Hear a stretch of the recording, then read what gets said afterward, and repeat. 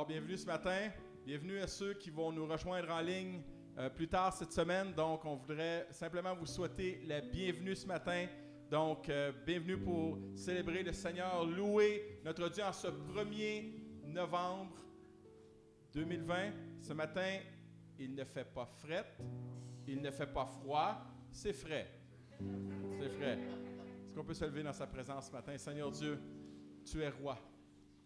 Et Seigneur, peu importe ce qui peut prendre place présentement dans notre monde, avec cette pandémie, avec cette élection américaine qui s'en vient, qui va causer plein d'incertitudes, nous, en tant qu'enfants de Dieu, nous avons une certitude, tu es souverain. Rien ne perd sous ton contrôle. Rien ne se perd sous tes yeux. Tu entends tout, tu vois tout, tu peux tout, tu es partout. Et Papa, nous pouvons être en paix, sécures, en ce qu'un jour, cette souveraineté sera pleine et nous serons au ciel avec toi. Mais en attendant, Papa, nous sommes ici sur cette terre, nous voulons manifester notre paix, notre joie, cette paix que tu nous as donnée face à ceux qui présentement vivent des insécurités, vivent de l'anxiété, vivent de l'angoisse. Nous voulons être ce peuple, non pas qui est déconnecté, mais qui est plutôt rattaché à un Dieu souverain. Et nous voulons témoigner à ces gens que tu es celui qui peut apporter la vraie paix. Alors, Papa, bénis cette louange, bénis cette adoration, afin que nous puissions entrer dans ta sainte présence, dans ta glorieuse présence. Et c'est dans le nom de Jésus que nous te prions. L'Église du Nouveau-Départ dit un grand Amen.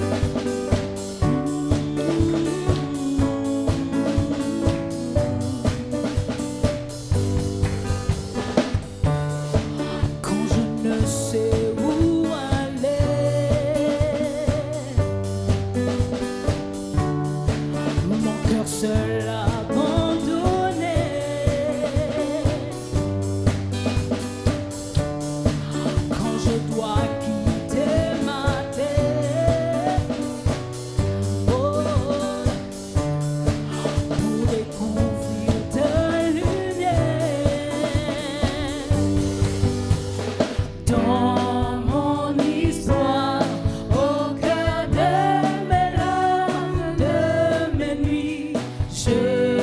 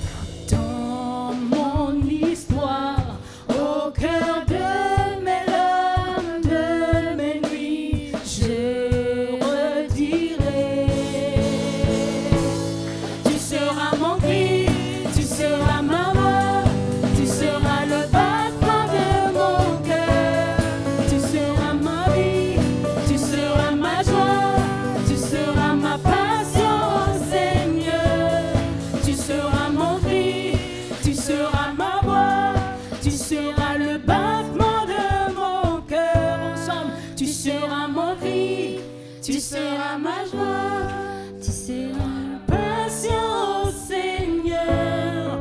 Tu seras mon cri, tu seras ma voix, tu seras le battement de mon cœur. Tu seras ma vie, tu seras ma joie, tu seras ma passion, Seigneur.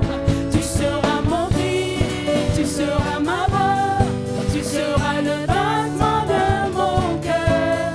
Tu seras ma vie, tu seras ma joie, tu seras ma passion, Seigneur. Tu seras mon cri, tu seras ma voix, tu seras le battement de mon cœur. Tu seras ma vie, tu seras ma joie, tu seras ma passion, Seigneur. Yeah. Tu seras mon cri, tu seras ma voix, tu seras le battement de mon cœur. Et Seigneur, j'ai envie de te donner tout. Tout ce que je suis me vient de toi. Tout ce que je suis, je le suis par toi. Et je veux te donner mon cœur. Amen.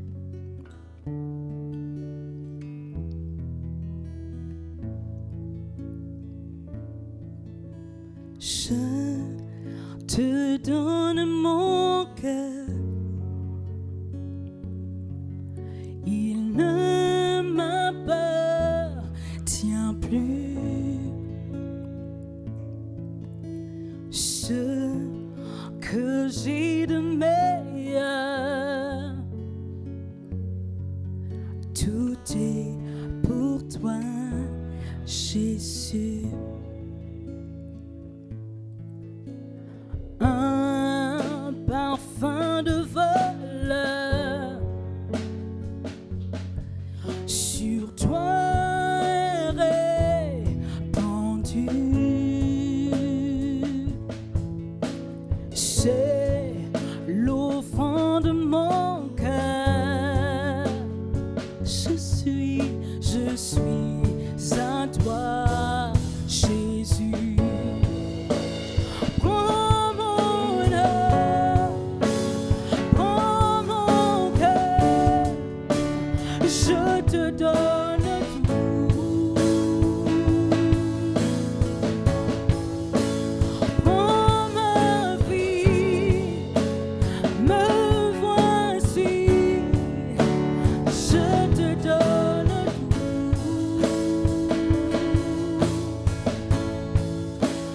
Mon cœur est à toi,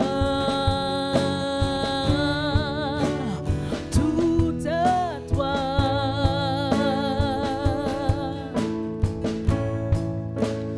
Mon cœur est à toi, tout à toi.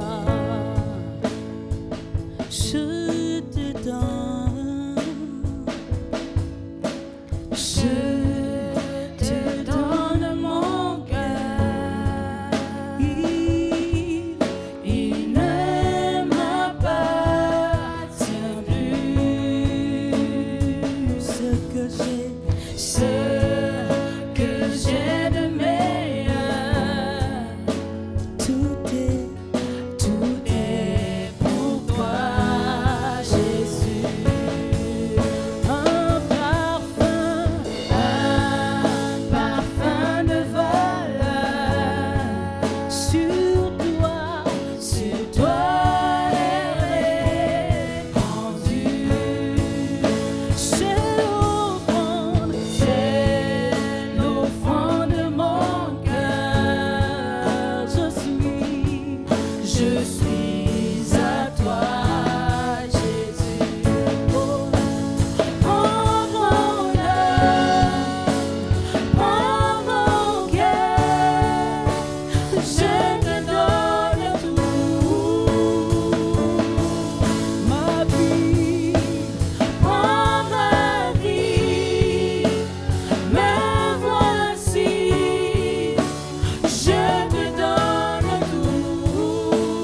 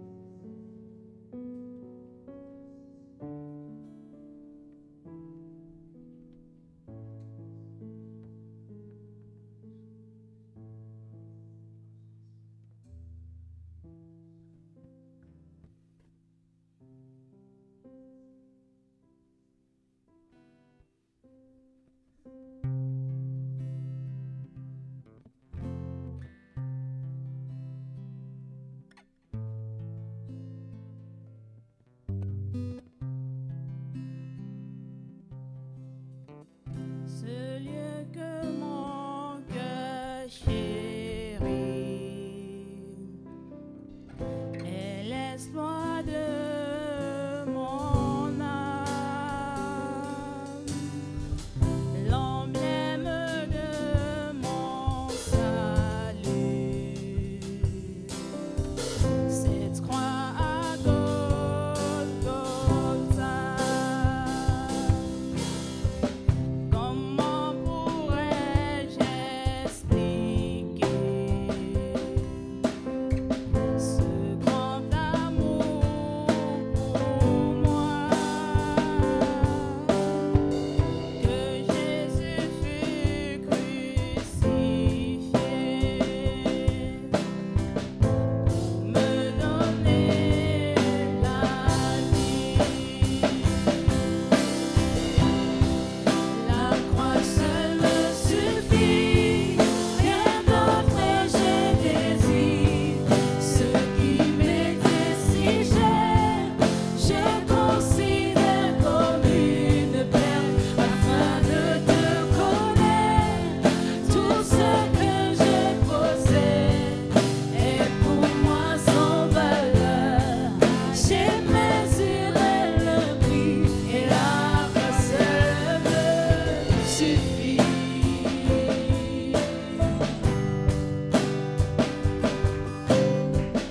Ma confiance n'est pas dans l'or, ni les richesses du monde. Ma confiance est en Jésus, en aucun autre nom.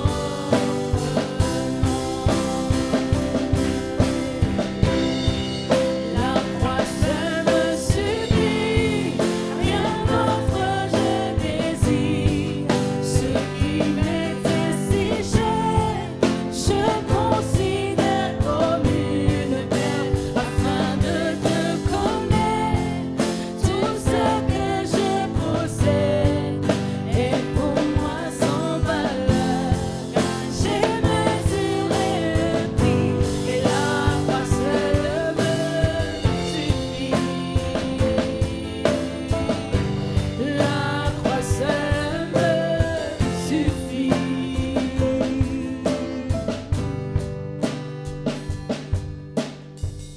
Quand à la fin de mes jours, je verrai mon Seigneur, que l'on puisse dire de ma vie, la croix seule m'a suffi. La croix seule me suffit, rien d'autre je désire. Ce qui m'était si cher, je considère comme une perte afin de te connaître. Tout ce que je possède est pour moi sans valeur. J'ai mesuré le prix et la croix seule me suffit. Rien d'autre je désire. Ce qui m'était si cher, je considère comme une perte afin de te connaître. Tout ce que je possède est pour moi sans valeur. J'ai mesuré le prix et la croix seule me suffit. La croix seule me suffit. La croix seule me suffit. Alléluia, Seigneur. Ce chant me touche particulièrement, Papa. Nous qui courons après les choses de ce monde, que nous investissons autant de temps, autant d'argent, autant d'énergie. C'est les paroles littérales de l'apôtre Paul, qui a considéré tout comme une perte, la richesse, la renommée, la position. Il considérait tout comme de la boue afin de connaître Christ. pour lui, seule la croix lui suffisait. Rien dans ce monde n'aurait pu m'apporter le salut. Seule la croix pouvait me réconcilier avec Dieu. Seule la croix pouvait m'accorder le pardon. Seule la croix pouvait me donner la paix. Seul le sang de Jésus pouvait couvre et couvrira mes nombreux péchés. Oh, quel chant puissant, quel chant merveilleux. Alléluia, Seigneur. Est-ce qu'on peut reprendre le refrain? Alléluia.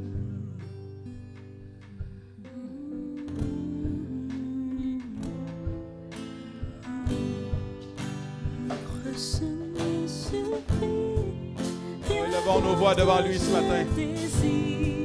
Ce qui m'était si cher, je considère comme une perle afin de te connaître. Tout ce que je possède est pour moi sans valeur. J'ai mesuré le prix et la croix seule me suffit. Rien d'autre ne désire. Ce qui m'était si cher, je considère comme une perle afin de te connaître. Tout ce que je possède est pour moi sans valeur. J'ai mesuré le prix, la croix seule me suffit. Et la croix. La croix seule me suffit. La croix. La croix seule me suffit. Est-ce qu'on peut l'acclamer pour cette croix ce matin? Alléluia! Veuillez prendre place, bien-aimés. On va passer aux annonces.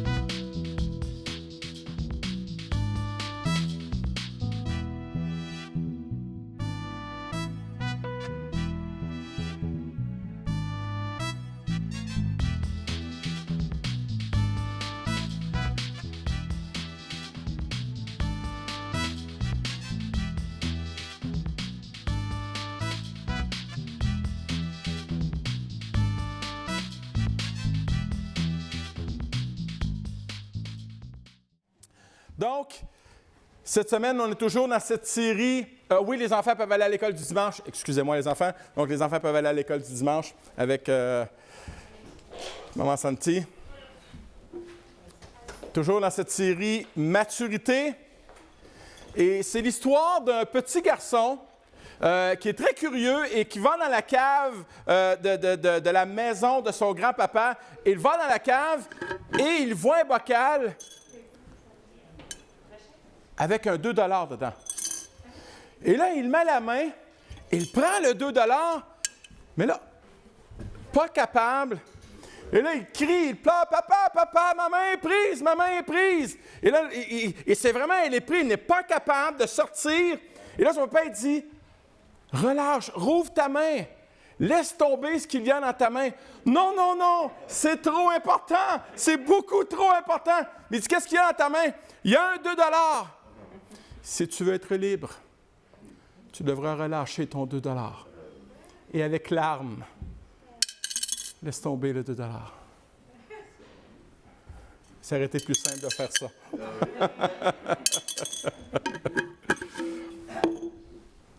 Alléluia. Cette histoire révèle plus une attitude de cœur qu'une attitude de main. La main ne fait ce que le cœur désire. Et bien aimé, l'argent est toujours une question de cœur et de passion. toxique ou non. La générosité, c'est le relâchement pour que je puisse être libéré de la possession financière. Je vais toujours investir mon argent dans ce que j'ai à cœur ou dans ce qui me passionne. Et cela va devenir une priorité dans ma vie et quelquefois même une obsession. Particulièrement, je l'ai été dans le passé. J'étais un collectionneur de choses sportives et des fois, je me couchais la nuit et là, je pensais, sur tel site, il doit y avoir telle chose. Puis là, il fallait que jusqu'à temps que je revienne d'un voyage en Haïti, j'ai réalisé, non, que je pouvais me débarrasser des 3/4 des choses que je possédais, je serais encore pleinement heureux. Et j'ai été vraiment libéré à ce moment-là de l'aspect matériel dans ma vie. Eh bien oui, est-ce que nous sommes matures dans nos finances? Est-ce que nous sommes responsables dans nos finances? Ah, merci. Une statistique dit ceci. Ici en Amérique du Nord, moins de 1% des gens qui vont à l'église tous les dimanches donnent la dîme. Moins de 1% des églises en Amérique du Nord donnent la dîme. Et de ce 1%, on estime que généralement que les 2/3 du budget des églises dans le monde viennent de 69 ans et plus. Et cette statistique-là m'a fait réaliser que, wow, il y a un entre-deux là où il y a quelque chose qui se perd. Et Lévitique 27:30 nous dit « Toute dîme appartient au Seigneur. » C'est une chose. Et là, je vous entends. « Oui, mais on n'est plus sous la loi. » Effectivement. Vous avez pleinement raison. Nous ne sommes plus sous la loi. Nous sommes sous la grâce. Mais son principe demeure. La dîme est donc passée du statut d'obligation légale à celui de devoir moral, sur une base totalement volontaire, totalement d'amour. Il est vrai que nous ne sommes plus sous la loi, mais sous la grâce. Mais nulle part cette grâce nous enseigne à aller au-dessous de la loi. Ou de ne rien donner du tout. Pour moi, personnellement, et j'espère que vous allez le saisir ce matin, la dîme de la loi est simplement le point de départ de la générosité sous la grâce. Je le répète. La dîme de la loi est simplement le point de départ de la générosité sous la grâce. Je ne donne plus selon la loi, je ne donne plus parce que je suis obligé, mais je donne parce que j'aime mon Église et parce que je veux voir le royaume de Dieu progresser. 1 Corinthiens 16:2, on est toujours dans l'Épître aux Corinthes. Que chacun de vous, le premier jour de la semaine, mette à part chez lui ce qu'il pourra selon sa prospérité, afin qu'on n'attende pas mon arrivée pour recueillir les dons. Chacun de vous veut dire chacun individuellement. Donc, s'il y a 2 salaires qui entrent dans la maison, c'est chacun de vous. Pas dire, toi, donne ta dîme, moi, je vais faire d'autres choses. Non. Chacun de vous. Chacun de vous. En substance, Paul dit aux Corinthiens, ne venez pas à l'Église les mains vides. C'est ce qu'il dit. Ou ne venez pas à l'Église avec vos miettes. La louange, l'adoration, la communion fraternelle, la prédication sont tous des éléments qui font partie d'une réunion du dimanche matin. Mais certains chrétiens oublient que les offrandes font aussi partie du culte d'adoration. Est-ce que j'adore le monde avec mon argent ou j'adore Dieu avec mon argent? Alors, ces chrétiens viennent au culte les mains vides. Ils oublient que leur offrande doit être, prochaine diapo, un sacrifice que Dieu accepte et qui lui est agréable. Est-ce que tu es agréable à Dieu avec tes finances ce matin? Warren Wiersbe a dit ceci dans un commentaire que j'ai lu cette semaine. Si les membres d'Église aujourd'hui étaient aussi réguliers dans leurs offrandes qu'ils le sont pour d'autres dépenses, l'œuvre de Dieu ne souffrirait pas autant.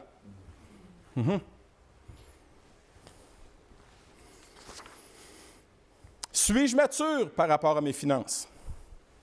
Est-ce que je gère mes finances selon les principes de ce monde ou selon le principe du royaume? Est-ce que je gère mes finances selon mes propres principes à moi? Est-ce que Dieu fait partie de mes finances?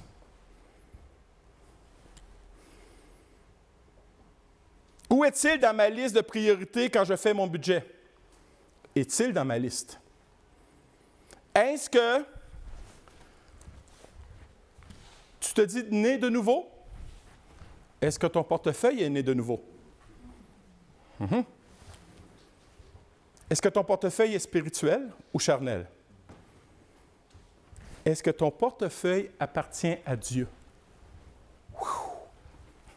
J'ai bien aimé cette petite histoire. Vois-tu, Charles, dès l'instant où je te baptise, tout ce qui est immergé revient à Dieu. Et là, il sort l'argent. Est-ce que ton porte-monnaie a été baptisé? Beaucoup de chrétiens affirment avoir donné leur cœur entier à Jésus, mais dans la réalité, certains domaines dont l'argent n'a pas été pleinement consacré à Dieu ou même pas du tout. Ils croient que Dieu va pourvoir aux besoins de l'Église sans passer par leur poche.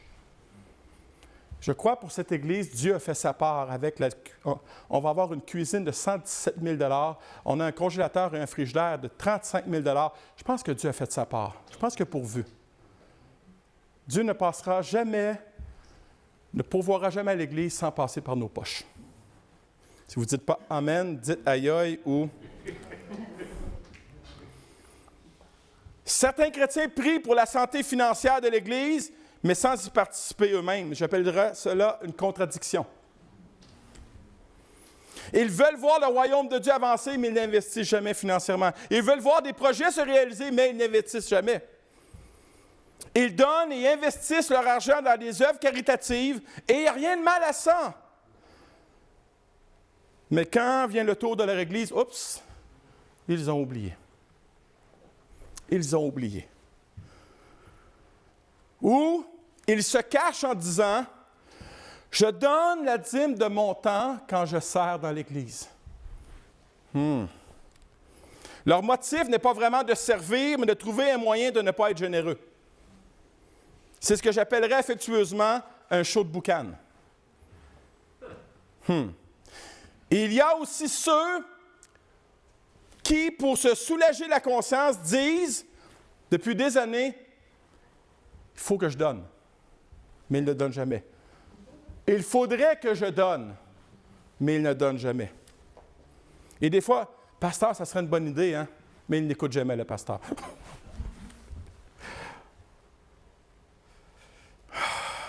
Et même des fois, il y en a qui m'ont dit à moi que Dieu leur avait mis à cœur de donner et qu'ils ne donnent pas encore. Oui, mais pasteur, comment tu le sais? Tu ne regardes jamais les enveloppes. Non, mais je regarde le montant qu'on ramasse à l'Église à tous les dimanches. Et quand le montant n'est pas à la hausse, ça veut dire que les gens n'ont pas commencé à donner. Ceux qui ne donnent pas ou peu, ce sont eux qui sont les plus terrifiés par des messages comme celui de ce matin. Il y a même des gens, maintenant je ne l'annonce plus parce que quand je l'annonçais avant, pas ici, mais quand j'étais dans le message Hooligan, il y avait un nombre d'absences très. C'était incroyable. Les gens ne venaient pas. Je repose la question ce matin. Est-ce que je suis mature dans le domaine de mes finances? Pourquoi? Mon premier point. Parce que l'argent est toujours une question de cœur. Toujours. Et c'est Jésus qui va nous le dire dans ce sens, dans Matthieu chapitre 6, les versets 19 à 21. « Ne vous amassez pas des trésors sur la terre, où la teigne et la rouille détruisent et où les voleurs percent et dérobent. Mais amassez-vous des trésors dans le ciel, là où la teigne et la rouille ne détruisent point et où les voleurs ne percent ni ne dérobent. Car là où est ton trésor, là aussi sera ton cœur. » L'argent est toujours une question de cœur. Où est mon cœur ce matin? Dans les trésors de la terre ou dans les trésors du ciel? Qu'est-ce qui fait vibrer mon cœur ce matin? Les choses de ce monde ou les choses du royaume? Par quoi ou par quelle chose mon cœur est-il accaparé ce matin? Amasser a donné en français le mot thésauriser, qui signifie littéralement amasser de l'argent sans l'investir. Donc, si j'amasse de l'argent sans l'investir, c'est que je le dépense ailleurs, dans d'autres domaines. Et vous savez, les trésors de la terre amènent énormément de problèmes. Il a été perpétré dernièrement que les finances, l'endettement des ménages au Québec et au Canada est de 170 %. Qu'est-ce que ça veut dire? Quand je reçois ma paye, je prends 100 % de cette paye pour mes dettes. Quand je reçois l'autre paye, je prends 70 % de cette paye pour mes dettes. Donc, il ne me reste plus grand-chose pour le royaume de Dieu. Pourquoi? Parce que c'est mes dettes qui sont devenues mon trésor. Et mon trésor était peut-être dans ma cour, dans mon garage, dans ma cave, dans ma garde-robe. Où est mon trésor ce matin? Et certains chrétiens sont dans cette vague, dans cet endettement où les cartes de crédit sont loadées. Et au lieu de remplir leur enveloppe d'offrandes et de dîmes, ils remplissent leur carte de crédit de dette.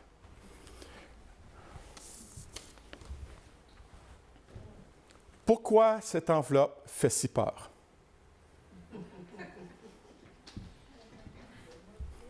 Pourtant, elle ne cause aucun souci. Elle ne cause aucune dette.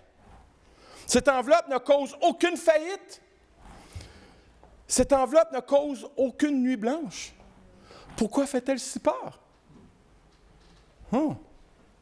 Pourquoi fait-elle si peur?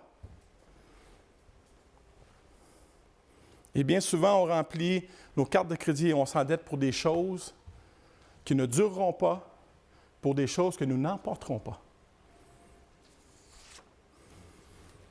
Je ne dis pas que c'est mal et mauvais de posséder certaines choses, absolument pas. Vous êtes tellement bien habillés ce matin, alléluia. Mais ce qui est mal, c'est quand ces choses possèdent mon cœur et en sont en priorité dans ma vie. Le verset 21 est très, très fort, car là où est ton trésor, là aussi sera ton cœur. Là aussi sera ton cœur. Quel est mon trésor ce matin? Quelle est ma passion ce matin? Et pourtant, Jésus nous rappelle de ne pas amasser, ne vous amassez pas des trésors sur la terre. En fait, Jésus nous dit, n'investis pas plus qu'il ne le faut dans les choses qui ne sont pas de dimension éternelle.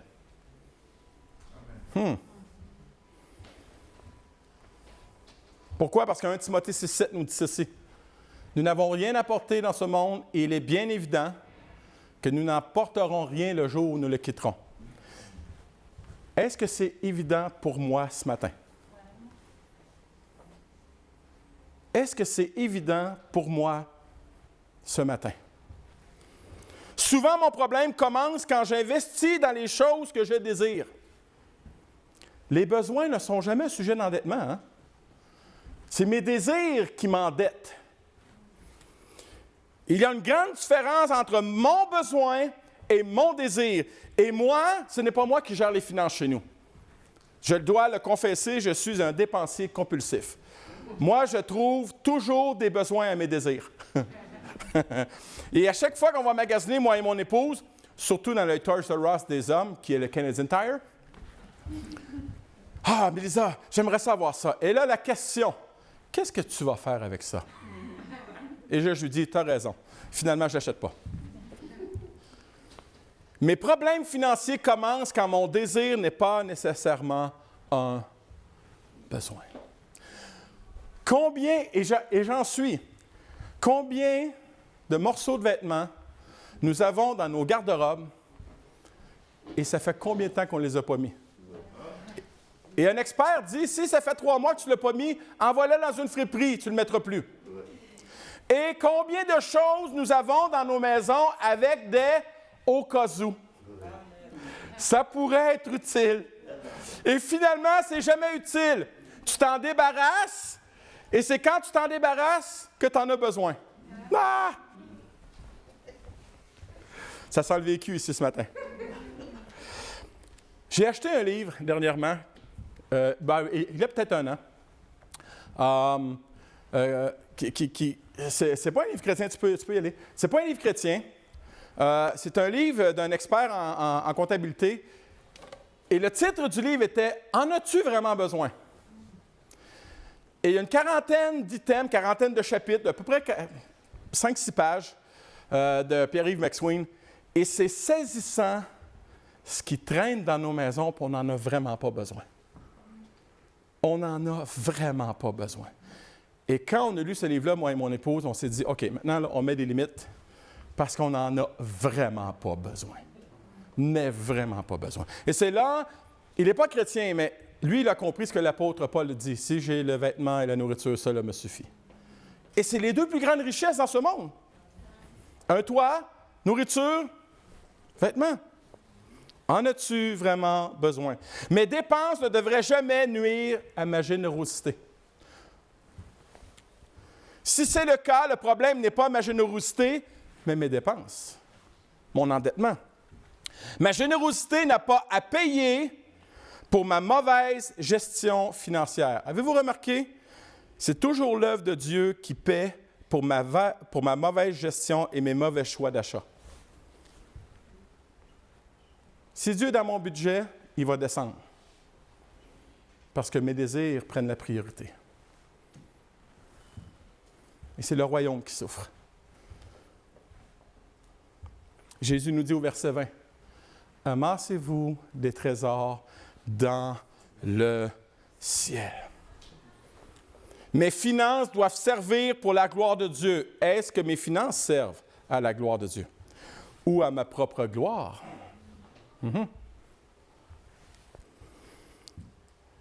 Est-ce que mes finances servent pour le bien des âmes qui ne le connaissent pas? Pour le bien des âmes qui le connaissent aussi? Les dîmes et offrandes peuvent aider des familles ici dans l'Église.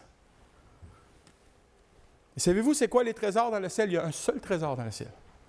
C'est les âmes. Il n'y a rien de matériel qui va rentrer dans le ciel. Rien du tout. Même nos corps matériels, nos corps charnels vont pourrir dans la tombe. C'est un corps spirituel qui va ressusciter. Donc, Jésus, ce n'est pas pour rien qu'il dit « Ne vous amassez pas les trésors sur la terre, mais amassez-vous les trésors dans le ciel, qui sont quoi? Des âmes. » Si tu es gêné d'évangéliser, investis dans ton Église, on va évangéliser à ta place. Mais au moins, tu auras une part. Ma priorité financière devrait toujours être le royaume de Dieu. Et Jésus nous l'a dit dans ce sens. Cherchez premièrement le royaume et la justice de Dieu, et toutes ces choses terrestres vous seront données par-dessus. Est-ce que mes finances cherchent premièrement le royaume de Dieu? Est-ce que mes finances cherchent premièrement le royaume de Dieu? Quand je fais mon budget, est-ce que Dieu est en haut de la liste pour avoir mes prémices, le meilleur de mes finances, ou bien en bas de la liste pour avoir mes restants ou rien du tout?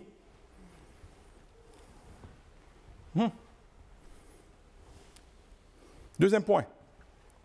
L'argent est toujours une histoire de cupidité ou de générosité. Ouch! Dans The Pearl, un livre, John Steinbeck raconte l'histoire d'un plongeur de perles heureux mais pauvre, qui rêve de trouver la perle parfaite. Moi, je l'ai trouvée, elle s'appelle Mélisa. Un jour, il la trouve, mais plutôt que de lui apporter le bonheur espéré, elle lui cause un problème après l'autre. Car tout le monde est à la recherche de sa perle. Il risque de perdre sa vie, son fils est tué, c'est une histoire vraie. Sa femme et lui se disputent. Sa vie, autrefois tranquille, est totalement bouleversée parce qu'il s'accroche à cette perle. Finalement, il se tient sur le rivage et lance la perle maudite aussi loin que possible dans la mer. Des fois, la perle, c'est l'emploi de rêve. Est-ce que cette perle, cet emploi de rêve, t'apporte plus de problèmes qu'il t'apporte de bonheur? Parce que souvent, quand on sait qu'on va avoir cet emploi et c'est prouvé, on dépense d'argent, on dépense déjà les sous qu'on n'a pas. Parce qu'on prévoit qu'on va avoir tel salaire, ça nous a été promis.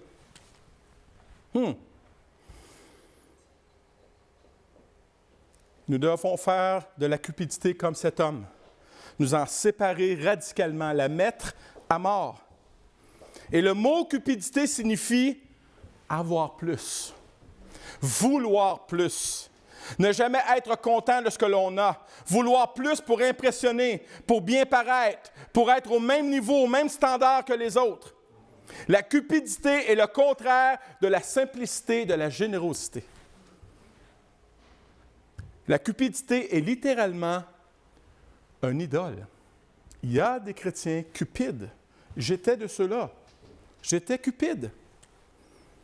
Je donnais ce que je devais donner à Dieu, puis le reste, wow! La cupidité ignore Dieu et l'éternité. Pourquoi? Une personne cupide est une idolâtre. La cupidité est toujours une histoire de cœur. Écoutez bien, dans Marc chapitre 7, versets 21-23, et c'est Jésus qui parle. Car c'est du dedans, c'est du cœur des hommes, des femmes, que sortent les mauvaises pensées, les adultères, les impudicités, les impudicités, les meurtres, les vols, les cupidités. Au même titre que ce qui est en haut, les méchancetés, la fraude, le dérèglement, les regards envieux, la calomnie, l'orgueil, la folie, prochaine diapo. Toutes ces choses mauvaises sortent du dedans et souillent l'homme. La cupidité souille mon cœur. Souille le temple que je suis. Et la question, est-ce que je suis cupide ce matin?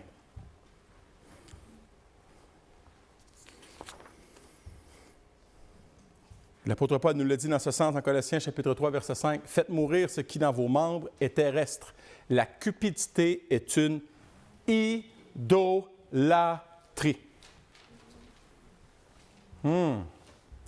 Ce matin, adorateur du Dieu vivant ou idolâtre avec mes finances? Lequel des deux j'adore? Si je ne donne pas, le texte me dit littéralement que je suis un idolâtre. Pasteur, tu es dur ce matin. Absolument pas, je ne fais que dire ce que la parole enseigne. Amen? Amen. Je vous le dis, ce n'est pas des messages populaires, ceux-là. Tout le monde voudrait la prospérité sans la... Je sers mes intérêts avant les intérêts du royaume. C'est ça la cupidité. Comment être délivré de la cupidité? Là, la bonne nouvelle. Amen. Puis là, les gens disent, « Ah yes, all right, preach, preach, brother, preach! » En reconnaissant que tout lui appartient et que tout vient de lui. Et pour la plupart d'entre nous, écoutez bien, pour la plupart d'entre nous, notre travail, notre emploi est le fruit de l'exaucement de nos prières. Avant que la pandémie arrive, on a prié des mardis soirs ici. Hein? Seigneur, donne de l'emploi, donne de l'emploi, donne de l'emploi, donne de l'emploi. Et l'emploi que vous avez présentement est la réponse à nos prières. Est la réponse à nos prières. Nous avons prié pour cela. Et la plupart en ont témoigné même. Nous avons loué et béni Dieu pour cela. Et maintenant, où en sont les fruits? J'imagine le cœur de Dieu, on a prié, Dieu a donné un emploi. Il n'en voit jamais les fruits. Imaginez le cœur du papa qui n'a pas de reconnaissance, pas de remerciement, pas de louange. Proverbe 10, 22 nous le dit clairement, c'est la bénédiction de l'Éternel qui enrichit. C'est la bénédiction de l'Éternel qui m'enrichit. Qui me donne la santé, qui me donne les capacités, qui me donne les dons, qui me donne... Wow! La Chronique 29, 14 nous le dit. « Car qui suis-je et qui est mon peuple pour que nous puissions te faire volontairement ces offrandes?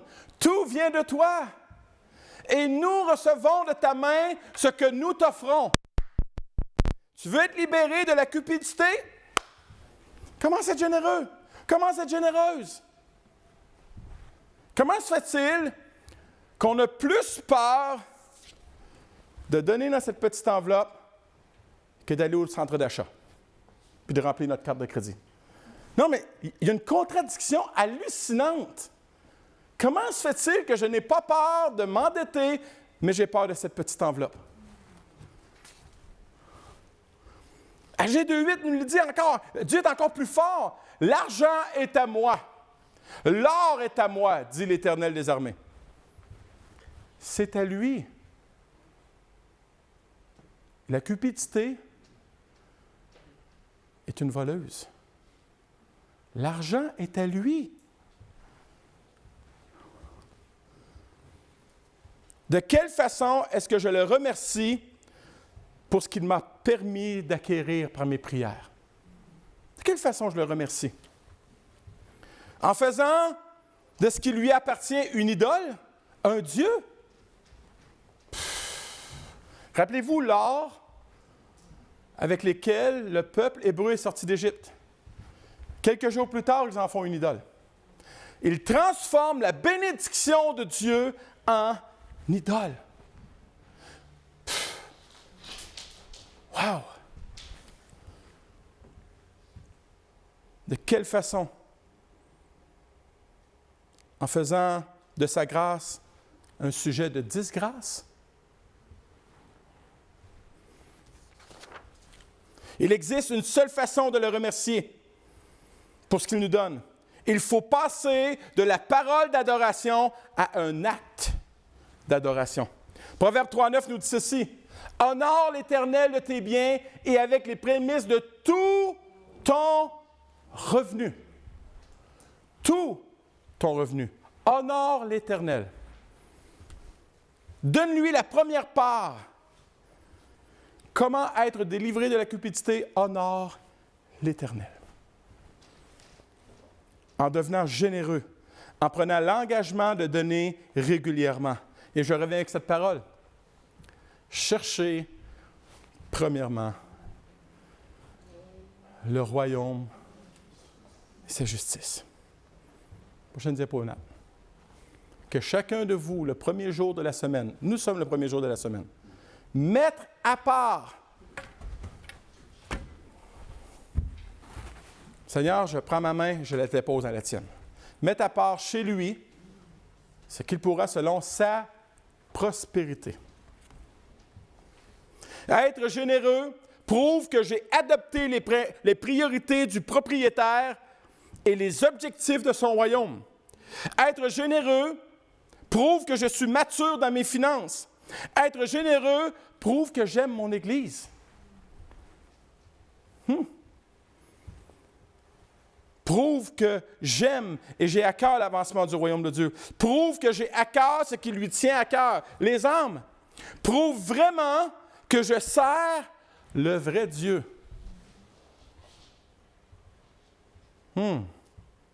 Qui sers-tu ce matin?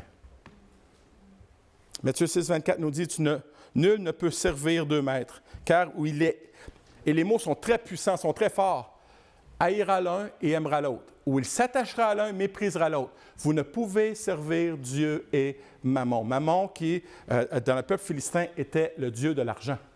C'est impossible que tu puisses servir Jésus, dire que tu aimes Jésus, alors que tu n'es pas généreux avec ton argent. Impossible. C'est la parole qui le dit.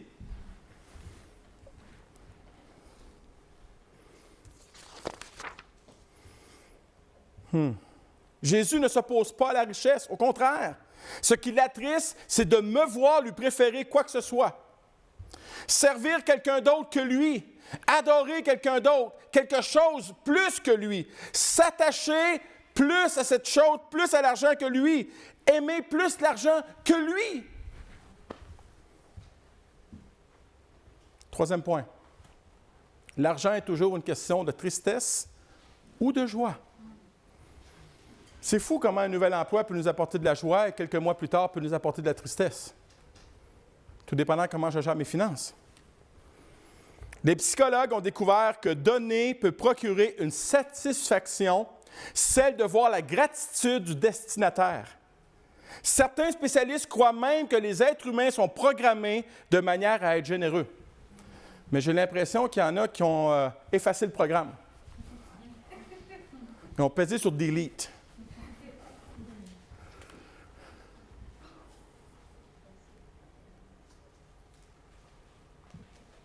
Tu ne peux pas être joyeux, joyeuse en investissant dans les choses, dans les trésors de ce monde.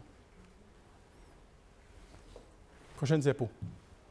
Il a fallu à John Rockefeller, un milliardaire, un demi-siècle de vie maladive, d'agitation, de misère et de naufrage pour découvrir le secret de base d'une vie réellement heureuse.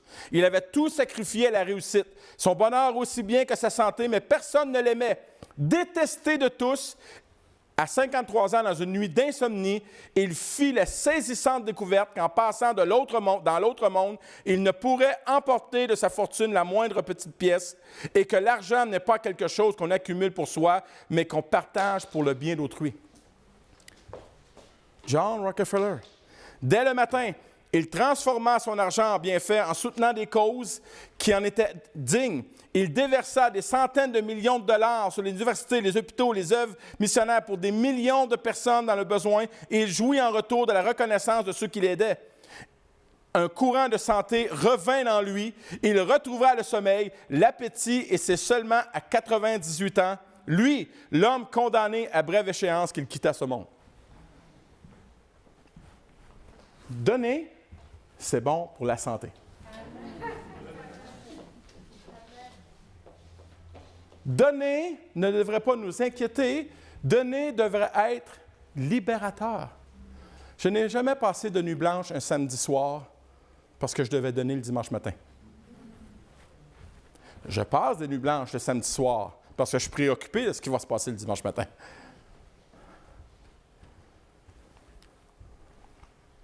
« 2 Corinthiens 9. Celui qui sème peu, moissonnera peu. Et celui qui sème généreusement, moissonnera aussi généreusement. Que chacun donne comme il l'a résolu dans son cœur, sans tristesse ni contrainte. Voyez-vous, tristesse et joie, car Dieu aime celui qui donne avec joie. L'argent est toujours une question de tristesse, toujours une question de joie. Et Dieu peut vous combler peu, pas veut, peu. Il n'est pas obligé de nous récompenser parce qu'on donne, mais il peut le faire. Il peut vous combler de toutes ses grâces. Toutes signifie toutes. Afin que possédant toujours en toutes choses de quoi satisfaire à vos besoins, vous ayez encore en abondance pour toute œuvre bonne. Autrement dit, il va te bénir encore plus pour que tu bénisses encore plus. Et vous savez, c'est quand même curieux, des gens, des frères et des sœurs que j'ai connus, que je connais, qui ont la foi pour que les gens soient guéris, qui ont la foi que Dieu peut ressusciter les morts, mais qui n'ont aucune foi pour ça. Personnellement, je crois que ça prend plus de foi pour que Dieu ressuscite un mort que je puisse déposer mes sous là-dedans. Personnellement. Ça ne me demande pas beaucoup de foi là-dedans. La générosité de Dieu envers moi a toujours pour but que je sois généreux de sa générosité. La joie que Dieu éprouve dans ma générosité envers moi devrait se transformer en générosité pour l'avancement de son royaume. Est-ce que je suis, ce matin, est-ce que je suis généreux de sa générosité?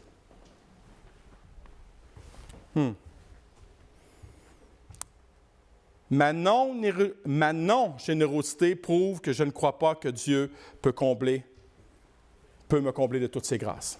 Je n'ai pas la foi que Dieu peut le faire. C'est ça, ma non-générosité en dit plus sur ma foi en Dieu que toute autre chose. Je ne lui fais pas confiance. J'ai peur de manquer de quelque chose si je m'engage à être généreux. Comment ça se fait qu'on n'a pas peur de manquer de quelque chose au centre d'achat? C'est plus une prédication de réflexion, d'illogisme par rapport au peuple de Dieu. J'ai peur de perdre au change. Comment ça se fait qu'on calcule toujours cette petite enveloppe en fonction de pertes? Alors que la parole nous enseigne, non, tu vas y gagner. Tu vas y gagner. Le résultat, je deviens stressé et triste par rapport à mon don à Dieu. « Oh Seigneur, tiens. » Dieu dit, non, garde-le, parce que j'aime celui qui donne avec joie. Vous savez, une fois, vous connaissez une petite expérience, j'étais dans une convention des hommes d'affaires du plein évangile. Et moi, je souffrais d'insécurité dans ma vie parce que j'ai beaucoup manqué dans ma jeunesse. J'ai beaucoup manqué dans ma jeunesse et mes armoires, j'étais tout seul dans l'appartement, mes armoires étaient pleines de conserves. Je ne manquerai jamais de rien. Même en tant que chrétien. Ça a pris un cours en psychologie pour comprendre. Le professeur nous avait « wow », puis c'est comme « wow ». Et là, moi, je m'en vais dans une conférence où tout est fourni. J'ai 350 $ dans mes poches. Ça, c'est de l'insécurité. Et là, le panier s'en vient. Et Dieu dit, tu vas prendre tout ce qui est dans tes poches, ta sécurité, tu vas le mettre dans l'enveloppe. Et plus le panier s'en vient, plus je suis terrorisé.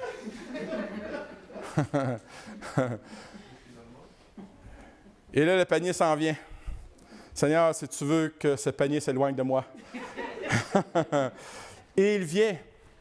Et le Seigneur dit, tu donnes tout. Quand Dieu lève le ton avec moi, il est temps que j'obéisse. J'ai 350 $. Mais vous savez quoi? Oh non, pas avec joie du tout. Du tout, je dois confesser.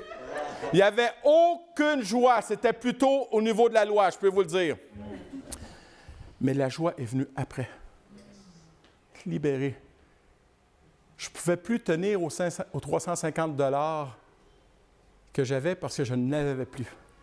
Mon combat était terminé. Ton combat se termine quand tu mets tes sous là-dedans et que tu le mets dans le panier derrière. Ton combat est fini. Et la joie revient, la liberté revient. Parce que Acte 20-35 nous dit ceci. Il faut se rappeler les paroles du Seigneur qui a dit « Il y a plus de bonheur à donner qu'à recevoir ». Est-ce que tu expérimentes ce bonheur ce matin? Est-ce que j'expérimente ce bonheur ce matin? Le bonheur, il est où? Il est là.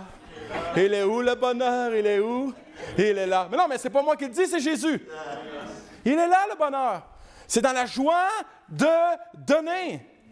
C'était même pas dans mes notes. Alléluia. Et je termine avec ceci. Beaucoup de gens vont investir frauduleusement dans les paradis fiscaux pour éviter le fisc. J'aimerais dire que vous pouvez investir légalement dans un paradis fiscal.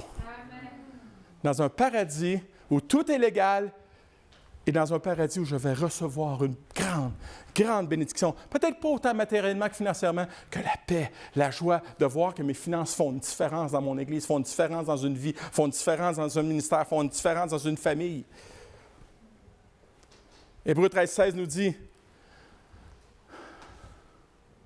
Hébreux 13-16, qui nous dit, « Et n'oubliez pas la bienfaisance et la libéralité, car c'est à de tels sacrifices que Dieu prend plaisir. » Hébreux 13-16, « N'oubliez pas. N'oubliez pas. » Plusieurs chrétiens, le dimanche matin, souffrent d'amnésie volontaire quand il s'agit de donner ou de faire preuve de générosité. Une amnésie qui révèle les priorités du cœur. Tout est prioritaire dans leur vie, sauf la générosité. Ils ne souffrent d'aucune amnésie par rapport à leurs besoins superflus. Ils sont si généreux envers eux-mêmes qu'ils oublient d'être généreux pour l'œuvre de Dieu. Ils oublient qu'ils peuvent participer activement à l'œuvre de Dieu en étant généreux, qu'ils peuvent impacter des vies. N'oubliez pas la libéralité. N'oubliez pas la générosité. Pourquoi? Parce que oui, Dieu peut pourvoir. Absolument. Mais il ne le fera pas sans nous. Écoutez bien cette histoire. On raconte qu'un pasteur s'est arrêté un jour pour admirer le jardin de l'un de ses paroissiens. « Les œuvres de Dieu ne sont-elles pas merveilleuses? » dit-il. Le paroissien réfléchit un moment avant de répondre « Oui, effectivement, mais vous auriez dû voir le jardin lorsque Dieu s'en occupait tout seul. »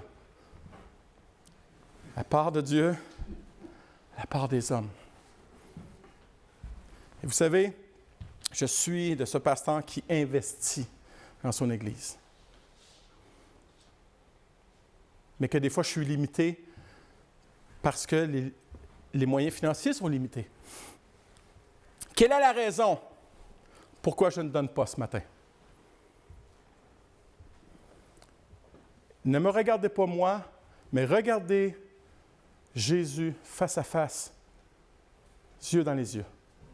Et il te pose la question ce matin, pourquoi tu ne donnes pas? Quelle est la raison pourquoi je ne donne pas ce que je devrais donner. Je donne, mais les petites miettes. Donc, si tu crois à ton Église, si tu crois à Dieu, si tu crois à l'avancement de son royaume, je t'encourage dans les prochaines semaines à prendre une boîte d'enveloppe. Cette enveloppe qui te fait si peur, qui te terrorise, ne te fera jamais aucun mal parce qu'elle est déposée dans les mains de Dieu. On a chanté le chant tantôt, juste le piano. Je te donne tout. Je te donne mon cœur, il ne m'appartient plus. Et je blaguais cette semaine. Je te donne mon cash, il ne m'appartient plus. Et c'est la vérité. L'argent que tu as ne t'appartient pas, la Bible dit.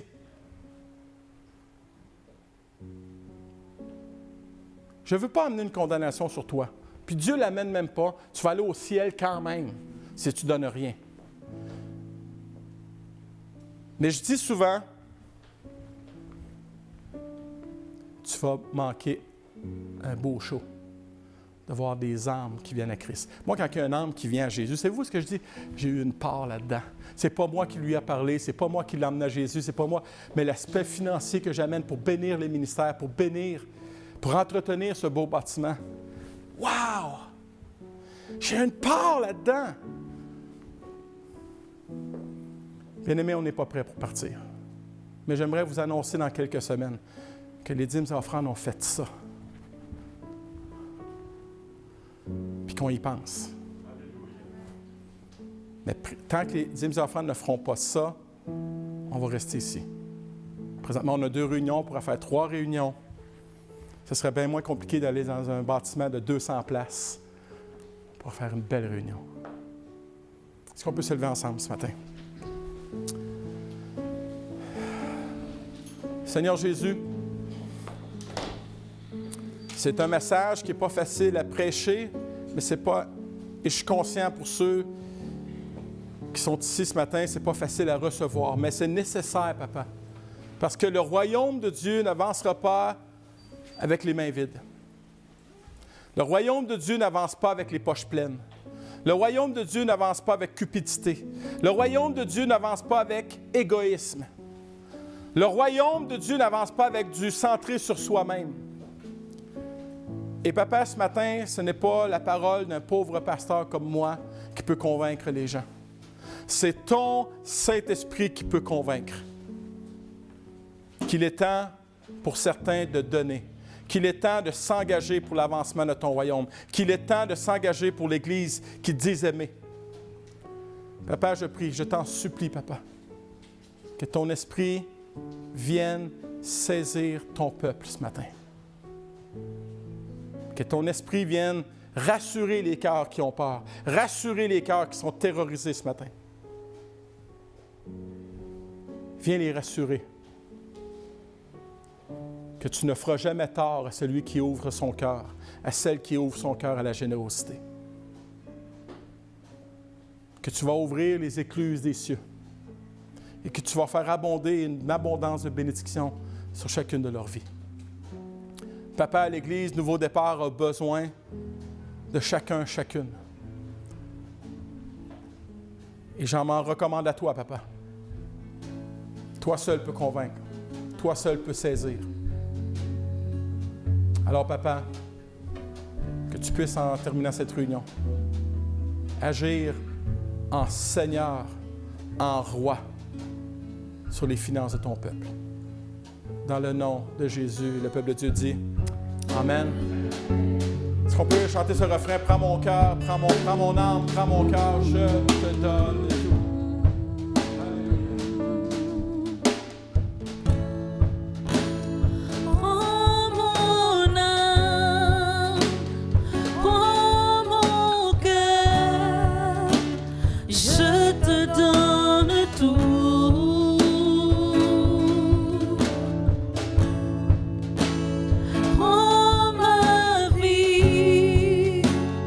Me voici.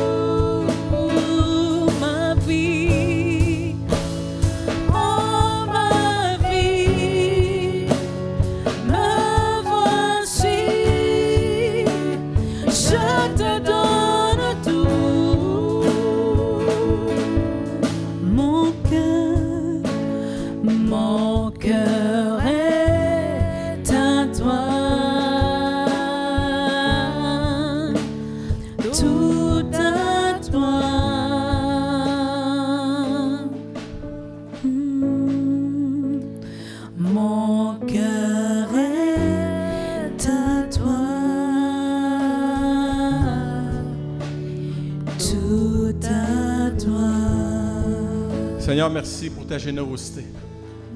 On ne veut pas partir d'ici avec une culpabilité, au contraire.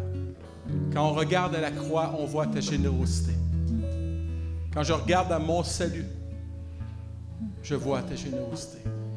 Quand je vois les 27 dernières années à marcher avec toi, je vois ta générosité dans mes finances. Je vois ta générosité dans ma vie. Comment tu as été généreux en me donnant une femme comme Mélisa. Comment tu as été généreux en me donnant 3 beaux enfants en santé. Pas compliqué.